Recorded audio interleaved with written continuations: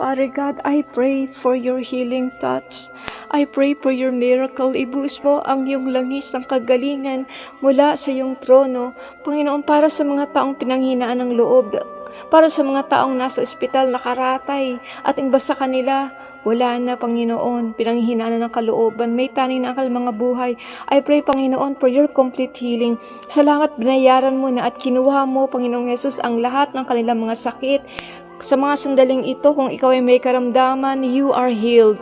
You are healed dahil sa mga latay ni Jesus sa kanyang katawan, pinagaling ka na. Receive your healing. Tanggapin mo ang kagalingan mo. Sabing ganon, 1 Peter 2:24, dahil sa mga latay ni Jesus, ikaw ay gumaling na.